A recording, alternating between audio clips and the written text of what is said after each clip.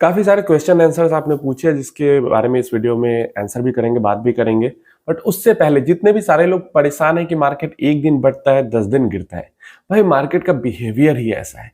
अगर 1 दिन ना गिरे और 10 दिन मतलब 1 दिन ना बढ़े, 10 दिन ना गिरे, इसका अपोजिट भी करे अगर 10 दिन बढ़े, 1 दिन गिरे तो फिर साल में रिटर्न कितना हो जाए? अगर साल में आप 15%, 18% रिटर्न एक्सपेक्ट कर रहे हो, तो भाई उसको 10 दिन गिरना पड़ेगा और 1 ही दिन बढ़ना होगा, तभी इतना रिटर्न मिलेगा, नहीं तो 50%, 100% रिटर्न नहीं मिलता। अब इसी साल की हम बात करते हैं तो निफ्टी 50 ने शुरुआत की थी 23,500 700 के लेवल से, अभी 26,000 के लेवल पे है। इसी साल में बीच में एक बार जो निफ्टी 50 है वो 21,700 800 22,000 के लेवल पे भी गई थी, अभी 26,000 पे है। तो ये धीरे धीरे करके ऊपर नीचे करते करते बढ़ती तो है, और ऐसे ही पास्ट में भी हुआ है, अभी भी हो रहा है, आगे भी होता रहेगा।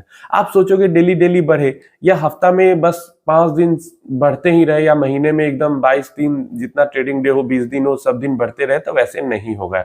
वैसे मार्केट नहीं चलती है। मार्केट ऐसे ही चलती है। तो जितने लोग भी जो कमेंट करते हैं या दिमाग में बिठा के रखे हुए कि अरे मार्केट तो बढ़ती ही नहीं, बस गिरती ही रहती है, तो इसी साल में 22,000 का लेवल टच करके 21,700 800 का लेवल टच करके 26,000 के ऊपर भी जा चुकी है, और शुरुआत में जनवरी में 23,000 के लेवल से 26,000 के लेवल पे भी है। तो बढ़ती नहीं है तो इतनी कैसे बढ़ी है? और एक साल का रिटर्न देखोगे तो 6-7% का दिखता है। इस साल ईयर जनवरी से लेकर अभी तक का रिटर्न देखोगे तो 7-8% का दिखता है। हो सकता है दिसंबर आते आते 10% से ऊपर का भी रिटर्न हो जाए। तो लार्ज कैप से तो हमारी एक्सपेक्टेशन भी 10-12% की ही रहती है ना। तो ऐसे ही ऊपर नीचे करके खराब सिनेरियो अच्छा सिनेरियो रह के ज्यादातर साल के दिन जो होते हैं वो खराब होकर ही ऐसे ऐसे ही रिटर्न्स ही बनते हैं। आपको इसी अब हमेशा छोड़ोगे, कभी कभी ऐसा आता है महीना जहां पे महीने भर रैली होती रह जाती है, 2-3 महीने तक ऊपर ही मार्केट चला जाता रहता है, नहीं तो ऊपर नीचे करके वोलेटिलिटी के साथ ही हमें बर्दाश्त करके ही रिटर्न बनाने होते हैं। ऐसे ही बनाना पड़ेगा। दूसरा, जो कंसल्टेशन पेपर सेबी ने जारी किया था एक्सपेंस रेशियो को कम करने के लिए और जो फी है उसको कैप करने के लिए, अलग अलग सारा जो फी का है उसको स्ट्रक्चर वाइज दिखाने के लिए कहाँ पे कितना क्या खर्च लग रहा है, तो इसका जबरदस्त विरोध चल रहा है। जैसे कि 2023 में जब सेबी ने एक्सपेंस रेशियो को लेके रेगुलेशन बनाने की कोशिश की थी, सस्ता करने की कोशिश की थी, तो वहां पे भी जबरदस्त विरोध चला था एंड वो कंसल्टेशन पेपर ही रह गया था, नियम नहीं बन पाया था, रेगुलेशन नहीं बन पाया था। 2 साल बाद फिर से 2025 में सेबी वैसा कुछ करने की कोशिश कर रही है, एक्सपेंस रेशियो घटाने की कोशिश कर रही है, लेकिन इंडस्ट्री की तरफ से अगेन जबरदस्त विरोध चल रहा है इसका। अब देखते हैं क्या होता है, बन पाता है रेगुलेशन या नहीं बन पाता है। उम्मीद बहुत कम लग रही है, इस बार भी लगता है रेगुलेशन नहीं बन पाएगा एक्सपेंस रेशियो घटाने का। देखते हैं क्या होता है।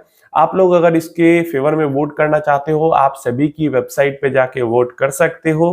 डेफिनेटली आपको वोट करना चाहिए, क्योंकि ज्यादातर लोग इंडस्ट्री बॉडी के हैं तो वो अपना अगेंस्ट में वोटिंग करवा देते हैं, तो इसलिए अगर आप फेवर में वोट करोगे तो शायद हो जाएगा। तो ये आप कर सकते हो। अब क्वेश्चन आंसर्स की तरफ अगर हम बढ़ते हैं तो सबसे ज्यादा जो क्वेश्चन मैं देख रहा हूं आ रहा है रिटर्न के मामले में, कि मैंने फलाने डेट को मतलब मैंने जनवरी में इन्वेस्टमेंट स्टार्ट किया, अभी तक का रिटर्न इतना दिख रहा है, मेरा रिटर्न कितना हुआ। मैंने मार्च में इन्वेस्टमेंट स्टार्ट की, मेरा रिटर्न कितना हुआ। देखिए, कुछ आपको कहीं देखने की जरूरत नहीं है। सारे हर ऐप अपने पोर्टफोलियो में, आपका जो इन्वेस्टमेंट डैशबोर्ड है, पोर्टफोलियो है, हर एप्लीकेशन कोई भी हो, पहले कुछ कुछ नहीं भी दिखाते थे, लेकिन अब लगभग हर एप्लीकेशन आपको दिखाता है डैशबोर्ड, जहां पे सारा इन्वेस्टमेंट आपको एक साथ दिख रहा है। जैसे 10 लाख रुपए अपन इन्वेस्ट किए हैं तो 10 लाख एक साथ आपको जहां पे दिख रहा है, वहां पे जो XIRR रिटर्न दिख रहा है वो आपके ओवरऑल पोर्टफोलियो का XIRR रिटर्न है। वो रिटर्न कम भी हो सकता है, ज्यादा भी हो सकता है। अगर ऑल इक्विटी पोर्टफोलियो है तो वो ज्यादा भी हो सकता है, ऑल स्मॉल कैप है और लंबे समय से इन्वेस्टेड है तो वो और ज्यादा हो सकता है। अगर इक्विटी के साथ मेटल है, डेट है, रीट्स वगैरह सब मिक्स्ड है तो वो हो सकता है। अब कितना एलोकेशन किसको दिया है इसके अकॉर्डिंग वो 10%, 8%, 12% पे भी XIRR हो सकता है। क्लियर है? तो वो जैसा एलोकेशन, एसेट एलोकेशन है, वैसा आपका ओवरऑल पोर्टफोलियो का XIRR होगा, और उसको कोई जनरलाइज नहीं कर सकता। क्लियर है? वो वहां पे जितना एलोकेशन, जिधर अगर डेट में ज्यादा है, इक्विटी में कम है, तो ओवरऑल XIRR कम होगा। अगर डेट में कम है, इक्विटी में ज्यादा है, तो ओवरऑल XIRR ज्यादा होगा। अब इसके अलावा हर ऐप में आपको हर स्कीम वाइज भी XIRR दिखता है। जिस जिस स्कीम के अंदर इन्वेस्ट किया है वहां पे आपका कितना रिटर्न बन रहा है, तो वही रियल रिटर्न है। एक तो पोर्टफोलियो डैशबोर्ड वाला और ये वाला, तो हर स्कीम में इक्विटी स्कीम होगी उसका XIRR आपको ज्यादा दिखेगा। अगर कम से कम 2-3 साल से इन्वेस्टेड हो तो एक साल में XIRR का कोई मतलब नहीं बनता है। और डेट स्कीम है तो आपको XIRR कम दिखेगा, क्योंकि डेट में रिटर्न कम बनते हैं, इक्विटी में रिटर्न ज्यादा बनते हैं, तो XIRR ज्यादा दिखेगा। तो ये चीज है, जो आपको जिस स्कीम में जो XIRR दिख रहा है वही एक्चुअल रिटर्न आपकी हर इन्वेस्टमेंट पे आपको मिल रहा है। डेट के लिए XIRR वैसे भी रिटर्न कम ही रहता है और फिक्स्ड भी रहता है, तो कोई मतलब नहीं बनता। लेकिन इक्विटी के लिए एक साल का XIRR की वो कोई वैल्यू नहीं है। मैं तो कहता हूं 2 साल की भी XIRR की कोई वैल्यू नहीं है। 2 साल से ऊपर जाओ, 3 साल से ऊपर जाओ, तब जो आपको XIRR दिख रहा है तब वो एक्चुअल रियल रिटर्न आपको दिखाएगा। क्योंकि अगर बुल मार्केट है तो आपको XIRR काफी हाई दिखेगा शॉर्ट टर्म में, और बियर मार्केट है तो XIRR काफी हाई दिखेगा निगेटिव में शॉर्ट टर्म में। तो इसलिए 2-3 साल आपको देने पड़ेंगे, ताकि एक बार मतलब मार्केट ऊपर नीचे करके थोड़ा सा कंसोलिडेट आपका पोर्टफोलियो हो, थोड़ा टाइम मिले यूनिट्स को, एक्युमुलेशन को, तो फिर XIRR आपको रियल दिखता है। अब यहाँ पे क्वेश्चन हमारे पास आ गया मिस्टर डिम्पल का, एंड ये 1 से 12 महीने का इनका इन्वेस्टमेंट पीरियड है। 5 लाख इन्वेस्टमेंट करना चाहते हैं, तो देखिए पता नहीं है 1 महीने बाद निकालेंगे, 6 महीने बाद निकालेंगे, 9 महीने बाद निकालेंगे, 12, कुछ फिक्स नहीं है निकालना। और लेस देन 12 मंथ्स का इन्वेस्टमेंट पीरियड भी है। तो यहाँ पे 2 कैटेगरी जो है इन माय ओपिनियन सबसे बेस्ट हो जाती है।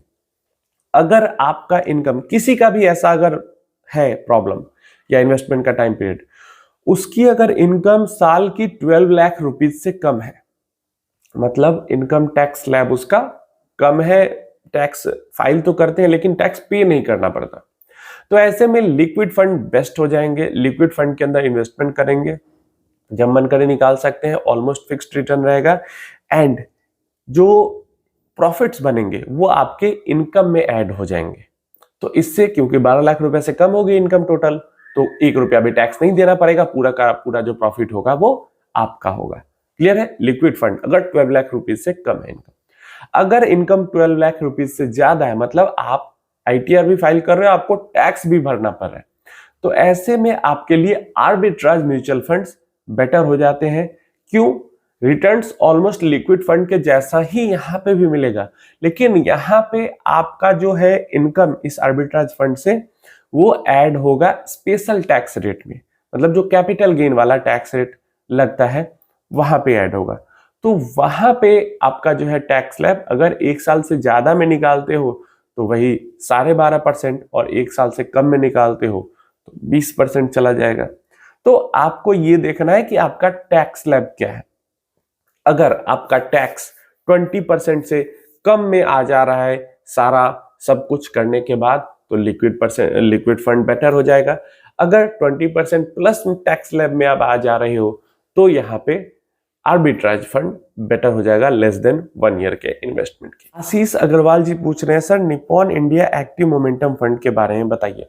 देखिए सर, मैं किसी भी अगर मुझे या किसी को भी मोमेंटम फंड में इन्वेस्ट करना है तो हमें बहुत ही बढ़िया track record momentum index fund का देखने को मिलता है। पास्ट के लंबे 20-20 साल का ट्रैक रिकॉर्ड जो देखने को मिलता है, बैक टेस्टेड डेटा देखने को मिलता है, वो बहुत तगड़ा बहुत बढ़िया देखने को मिलता है इंडेक्स लेवल पे, जहां पे जो एक्सपेंस रेशियो है, जो फीस है, वो भी काफी कम है। क्लियर है? अगर 20 साल में कम फीस के साथ 20% से ज्यादा रिटर्न बना के हमें दे रहा है इंडेक्स मोमेंटम फंड, फिर ज्यादा फीस देके ऐसा एक्टिव मोमेंटम फंड में हमें इन्वेस्ट करने की क्या जरूरत है जहां पे हमें बैक टेस्ट कोई डेटा है ही नहीं, बैक ट्रैक कुछ नहीं है। ठीक है? आज से 15 साल बाद, 10 साल बाद जब active momentum fund super return दे चुके होंगे इंडेक्स मोमेंटम फंड को बीट करते हुए, तो सिनेरियो चेंज हो जाएगा। बट अभी के टाइम पे जब हमारे पास बैक डेटा भी अवेलेबल है, फीस भी कम लग रहा है, अच्छा रिटर्न भी मिल रहा है, तो उसको छोड़ के जहां पे कोई ट्रैक रिकॉर्ड नहीं है वहां पे हाई फीस देकर इन्वेस्ट करने की क्या जरूरत है। ये सिर्फ निप्पॉन के मोमेंटम फंड के लिए मैं नहीं कह रहा हूं, मैं हर एक momentum fund, active momentum fund के लिए कह रहा हूं। जरूरत ही नहीं है, कोई लॉजिक ही नहीं बनता एक्टिव मोमेंटम फंड के अंदर इन्वेस्ट करने का इंडियन मार्केट के अंदर में। उम्मीद है समझ में आया होगा, क्योंकि भाई रिटर्न भी ज्यादा, फीस भी कम, बैक टेस्टेड डेटा भी। यहाँ पे फीस भी ज्यादा, कोई डेटा भी नहीं है और रिटर्न का कुछ पता नहीं कितना बनेगा, तो ये समझिए आप। नेक्स्ट क्वेश्चन हमारे पास आ जाता है रमन जी की तरफ से कि इनका कहना है कि पिछले 5 साल में स्मॉल कैप 250 इंडेक्स है, उसने काफी तगड़ा रिटर्न दे दिया है, तो एक्टिव स्मॉल कैप के अंदर इन्वेस्ट करना जरूरी है। आगे 20 साल में क्या बीट कर पाएगा active small cap index fund को? अब देखिए, पीछे अगर 10 साल 15 साल की बात करते हैं तो एक्टिव स्मॉल कैप्स का एवरेज रिटर्न जो है वो स्मॉल कैप इंडेक्स से बेटर है। पिछले 5 साल में क्यों नहीं है बेटर, क्यों इंडेक्स फंड अच्छा दिख रहा है? इसलिए क्योंकि पिछला 5 साल जो आपका उठ रहा है, स्टार्टिंग डेट जो हो रहा है उसका, वो कोविड के गिरावट के जस्ट बाद का हो रहा है, और उसके बाद से मोर देन 20% का फॉल कभी स्मॉल कैप्स में आया ही नहीं है। आपका अगर 10 साल का पीरियड हो जाएगा ना इन्वेस्टिंग का, 10 साल के इन्वेस्टिंग पीरियड में अगर एक भी ऐसी गिरावट आ गई जहां पे 35-40% का फॉल स्मॉल कैप इंडेक्स में आ गया, आपका small cap index fund active funds को बीट नहीं कर पाएगा। और वो मैं 35-40% की बात करूं, अगर 50% प्लस का गिरावट हो गया तब तो बहुत बड़ा अंतर आ जाएगा एक्टिव फंड्स में और इंडेक्स फंड में, क्योंकि एक्टिव फंड्स वहीं पे अपना गेन मैटर करवा लेते हैं जब मार्केट बुरे दौर से गुजर रहा होता है। क्योंकि जब रैली आती है स्मॉल कैप माइक्रो कैप में, इन सब में, तो ओवरऑल मार्केट भागता है, कचरा स्टॉक्स होते हैं वो भी भागते हैं। लेकिन जब गिरावट आती है तो फिर एक्टिव फंड मैनेजर्स ही स्मॉल कैप के अंदर में बचाते हैं इन्वेस्टर्स को अच्छे स्टॉक्स के अंदर इन्वेस्ट करके। तो इसलिए बेटर है स्मॉल कैप के अंदर में, और पास्ट डेटा लॉन्ग टर्म का यही कहता है कि 3 से 4%, पास्ट अगर 10 साल का डेटा उठाएं तो 3 से 4% का हमें जो डिफरेंस है active fund and index fund में, small cap 250 index fund category में हमें देखने को मिलता है। ये टोटली आप पे डिपेंड करता है, आप अगर करना चाहते हैं तो इंडेक्स में करिए, कोई फर्क नहीं पड़ता। लेकिन मैं कहूंगा कि अगर इंडेक्स के अंदर करना है तो स्मॉल कैप के अंदर नहीं करना, बिल्कुल नहीं करना है। मेरा ओपिनियन तो हमेशा रहेगा, क्योंकि जब इंडेक्स की बात आती है तो स्मॉल कैप 250 इंडेक्स जो है लॉन्ग टर्म में मिड कैप 150 इंडेक्स को भी नहीं बीट कर पाता। तो स्मॉल कैप के से बेटर है मिड कैप इंडेक्स में ना इन्वेस्ट कर लेगा कोई। तो अगर इंडेक्स में इन्वेस्ट करना है तो मिड कैप सबसे बेस्ट हो जाता है, एक्टिव फंड्स में करना है तो स्मॉल कैप्स बेस्ट होते हैं। मेरा ओपिनियन तो हमेशा 2 साल पहले यही था, 1 साल पहले यही था, अभी भी यही है। जब डेटा चेंज होगा तभी मेरा ओपिनियन चेंज होगा। जब तक डेटा ये चीज कह रहा है तब तक मेरा ओपिनियन यही रहेगा।